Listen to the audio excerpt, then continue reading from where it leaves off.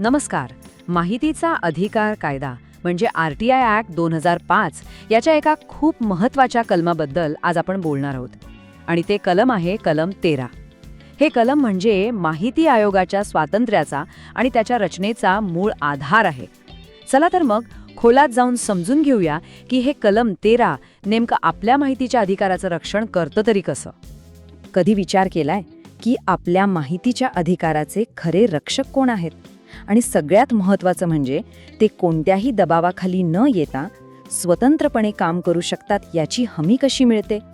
या सगळ्या प्रश्नांची उत्तरं आपल्याला माहिती आयोगाच्या संरचनेतच सापडतात, कारण त्यांचा निष्पक्षपातीपणा हाच तर या संपूर्ण कायद्याचा आत्मा आहे. तर आपण सुरुवात करूया सगळ्यात पहिल्या आणि मूलभूत प्रश्नापासून, तो म्हणजे माहिती आयुक्तांचा कार्यकाळ, म्हणजे ते किती काळ पदावर राहू शकतात आणि या नियमामागे नक्की विचार काय आहे. चला पाहूया. हे बघा, इथे आपण थेट कायद्यात काय लिहिलंय तेच पाहत आहोत. कलम 13 पोटकलम 1 आणि 2 यामध्ये आयुक्तांच्या कार्यकाळाबद्दल अगदी स्पष्ट नियम दिलेले आहेत. यात कोणतीही संदिग्धता किंवा गोंधळाला अजिबात जागा ठेवलेली नाही. मग या कायदेशीर भाषेचा सोपा अर्थ काय होतो? तर यात 3 महत्त्वाच्या गोष्टी आहेत. पहिली, पदाचा कालावधी सरळ 5 वर्षांसाठी निश्चित केलेला आहे. दुसरी गोष्ट, वयाची 65 वर्ष पूर्ण झाली की त्यांना निवृत्त व्हावंच लागतं. आणि तिसरी, जी कदाचित सगळ्यात महत्त्वाची आहे, ती म्हणजे त्यांची पुन्हा त्याच पदावर नियुक्ती होऊ शकत नाही. यामुळे ते पूर्णपणे निष्पक्षपाती राहून काम करू शकतात. हे एक छोटंसं वाक्य आहे, पण माहिती आयोगाच्या स्वातंत्र्याची हीच खरी हमी आहे. जरा विचार करा, जर आयुक्तांना पुन्हा नियुक्तीची आशा असती तर कदाचित त्यांनी सरकारला खुश करणारे निर्णय दिले असते, नाही का? पण हा नियम ती शक्यताच पूर्णपणे काढून टाकतो आणि त्यांना निर्भीडपणे काम करण्याचं बळ देतो. बरं, फक्त कार्यकाळच नाही तर आयुक्तांच्या सेवेच्या अटी आणि शर्तीसुद्धा त्यांचं स्वातंत्र्य जपण्यासाठी खूप महत्त्वाचे आहेत. बघूया त्या नेमक्या कशा आहेत. कलम 13(3) असं सांगतं की प्रत्येक आयुक्ताला आपलं पद सांभाळण्यापूर्वी राष्ट्रपतींसमोर शपथ घ्यावी लागते. ही केवळ एक औपचारिक गोष्ट नाहीये, तर ही शपथ त्यांच्या पदाची गंभीरता आणि देशाप्रती असलेली त्यांची जबाबदारी दाखवते.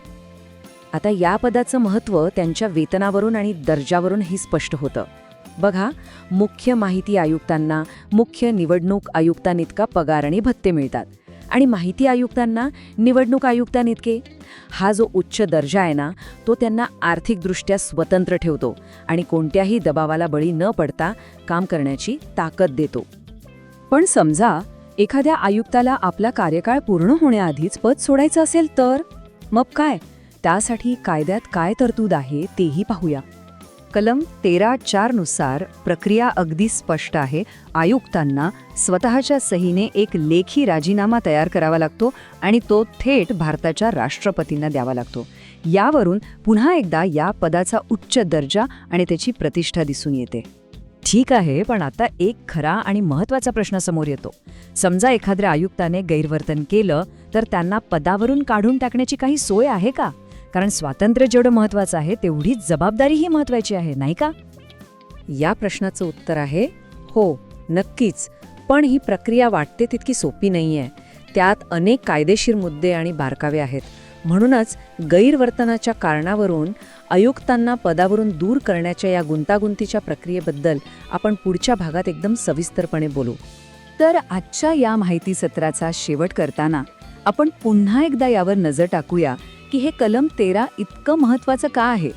हे केवळ काही नियम नाहीत, तर माहिती आयोगाच्या स्वातंत्र्याचा तो एक भक्कम पाया आहे आणि याच पायावर आपल्या माहितीच्या अधिकाराची इमारत उभी आहे. थोडक्यात सांगायचं झालं तर 5 वर्षांचा निश्चित कार्यकाळ त्यांना कोणत्याही बाहेरच्या दबावापासून वाचवतो.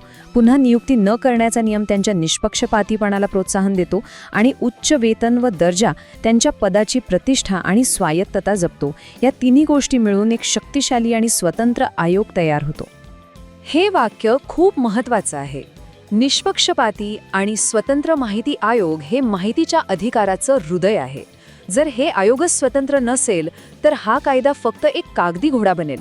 हे आयोगच त्या कायद्यामध्ये प्राण फुंकतं आणि सामान्य माणसाच्या हातात माहिती मिळवण्याचं खरं शस्त्र देतं. आणि जाता जाता एक विचार करण्यासाठी प्रश्न, तुम्हाला काय वाटतं, कायद्यात दिलेले हे नियम माहिती आयोगाचं स्वातंत्र्य जपण्यासाठी आजच्या काळात खरंच पुरेसे आहेत का, की बदलत्या काळानुसार यात अजून काही सुधारणा करण्याची गरज आहे? यावर नक्की विचार करा. भेटूया पुढच्या भागात.